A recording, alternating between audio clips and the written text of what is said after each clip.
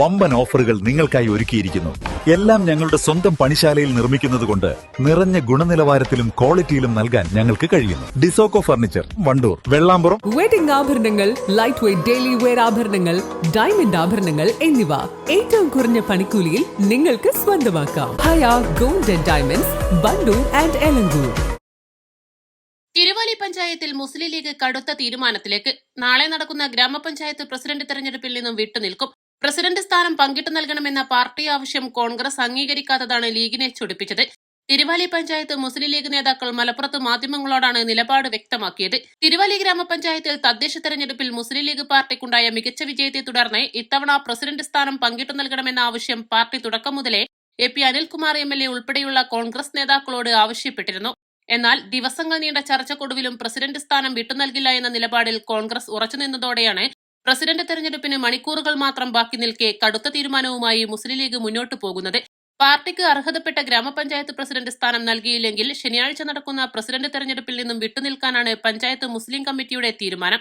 തിരുവാലി പഞ്ചായത്തിലെ UDF വളരെ ശക്തമായ രീതിയിൽ ഒത്തൊരുമിച്ച് നിന്ന് തെരഞ്ഞെടുപ്പിനെ നേരിടുകയും ഈ തെരഞ്ഞെടുപ്പിന്റെ നല്ലൊരു വിജയം കരസ്ഥമാക്കുകയും ചെയ്തു.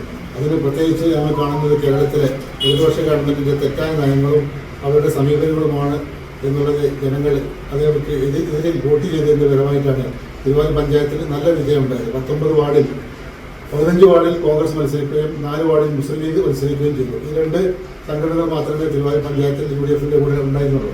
അതുകൊണ്ട് അതിൽ നല്ല വിജയം കരസ്ഥമാക്കി കോൺഗ്രസ് 7 വാർഡിലും മുസ്ലിം ലീഗ് 11 വാർഡിലും വിജയിക്കുകയും 4 വാർഡിൽ വിജയിക്കുകയും തിരുവാലി പഞ്ചായത്ത് ഭരണം കരസ്ഥമാക്കുകയും ചെയ്തു. അതിന്റെ അടിസ്ഥാനത്തിൽ 2.5 വർഷം നിങ്ങൾക്ക് മുസ്ലിം ലീഗിന് പഞ്ചായത്ത് പ്രസിഡന്റ് സ്ഥാനം വേണമെന്ന് ഞങ്ങൾ ആവശ്യപ്പെട്ടപ്പോൾ അത് തരാൻ അവർക്ക് വലിയൊരു സന്തോഷത്തോടുകൂടി തരാൻ തയ്യാറായില്ല എന്ന് പറഞ്ഞപ്പോൾ വിട്ടുവീഴ്ച ചെയ്തുകൊണ്ട് എന്തെങ്കിലും മാർഗമുണ്ടോ എന്നുള്ള രീതിയിൽ ഞങ്ങൾ മണ്ഡലം കമ്മിറ്റിയെ മണ്ഡല കമ്മിറ്റിയുടെ ശ്രദ്ധയിൽ പെടുത്തുകയും മണ്ഡലം കമ്മിറ്റി ചർച്ച ചെയ്തെങ്കിലും മണ്ഡലം MLA കൂടിയായ ബഹുമാനപ്പെട്ട അനിൽകുമാർ MLA അദ്ദേഹത്തിൻ്റെ ചർച്ചയിലൊന്നും അതിനൊരു നല്ല പോസിറ്റീവായ തീരുമാനം ഉണ്ടായില്ല. അതുകൊണ്ട് മലപ്പുറം ഞങ്ങൾ മണ്ഡലം ജില്ലാ കമ്മിറ്റിയിലേക്ക് ആ വിഷയം ഞങ്ങൾ എടുത്തുവിടുകയും അത് ചർച്ച ചെയ്തെങ്കിലും അതൊന്നും അവിടേക്ക് ഞങ്ങൾക്ക് വേണ്ടത്ര ഒരു പരിഗണന കൊടുത്തില്ല. വളരെ ഏത് രൂപത്തിലാണെങ്കിലും UDF ഒറ്റക്കെട്ടായി പോകണം എന്നുള്ള ആഗ്രഹത്തിലാണ് അന്നും ഇന്നും ഇപ്പോഴും ഞങ്ങളുള്ളത്. ഇപ്പോൾ ഞങ്ങളോട് സംസാരിക്കുകയാണെങ്കിലും ഞങ്ങൾ തയ്യാറാണ്.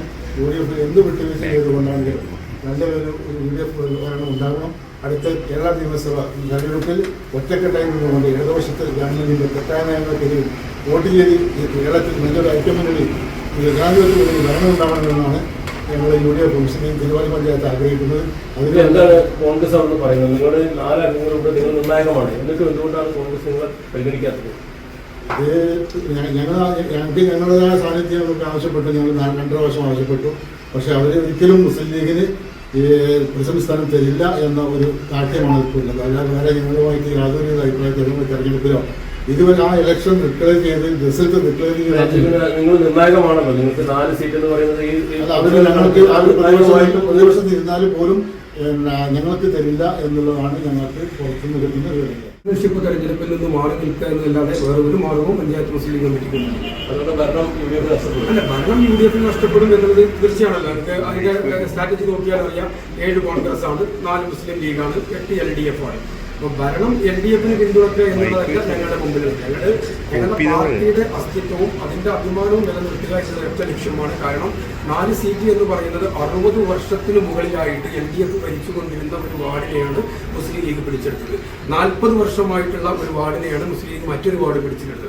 അപ്പൊ അത്രയും 100% സക്സസ്ഫുള്ളായ വിജയം കൈവരിച്ച ഒരു പാർട്ടിക്ക് അതിന്റെ പ്രാതിനിധ്യം നൽകാതെ പോകുന്നതിന് കണ്ണടക്കുന്നതിനെതിരെ ഒരു പക്ഷേ ആ ഭരണത്തോട് ഞങ്ങൾക്ക് കണ്ണടക്കേണ്ടി വരും. ലീഗിന്റെ കടുത്ത തീരുമാനത്തിന് പിന്നാലെ ഇനി കോൺഗ്രസ് നേതൃത്വം എന്ത് തീരുമാനമെടുക്കുമെന്നാണ് എല്ലാവരും ഉറ്റുനോക്കുന്നത്.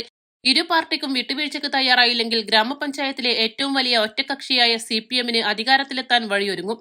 ഇത് തടയാൻ ഇരു പാർട്ടികളും നേതൃത്വവും ഇടപെടാനുള്ള സാധ്യതകളും ഏറെയാണ്. East live, Wandoor. ഏറ്റവും പുതിയ മോഡലിലും ട്രെൻഡിലുമുള്ള ലിനൻ ക്ലോത്തുകളും ധോത്തികളും വണ്ടൂരിന് ആദ്യം പരിചയപ്പെടുത്തി ലെനോറ മലബാറിൽ തന്നെ വിസ്മയമൊരുക്കുന്നു. Stitch your style Lenora linen cotton cloth and stitching, Pandikkad road, Wandoor. Alison gold and ഡയമണ്ട്സിന്റെ 9ാം വാർഷികത്തോടനുബന്ധിച്ച് എല്ലാ പർച്ചേസിനും ഞെട്ടിക്കൽ ഓഫറുകൾ. എല്ലാ ആഭരണങ്ങൾക്കും പണിക്കൂലി ഗ്രാമിന് 200 രൂപ മാത്രം. Alison gold and diamonds. Diamonds AMR arcade Manalimal bus stand Wandoor.